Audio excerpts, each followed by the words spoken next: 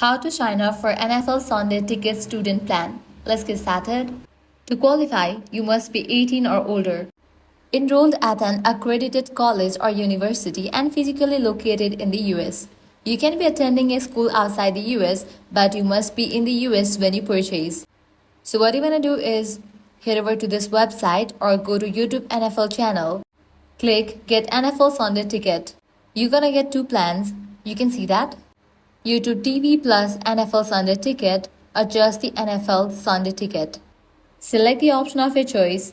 Sign in with a personal Google account. Avoid using .edu emails to prevent login issues. Scroll down and look for the student discount option. It will say eligible students can save with a student plan. If you have verified your student status in the past 11 months through SheerID, you'll see a discounted prices. $119 for Sunday ticket or $129 for NFL Red Zone. If you haven't verified yet, click continue and fill in your name, email, date of birth and school. If instant verification fails, upload a class schedule, tuition bill or student ID.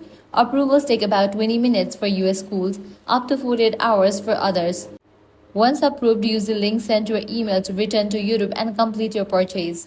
You can manage your subscription anytime at youtube.com/purchases.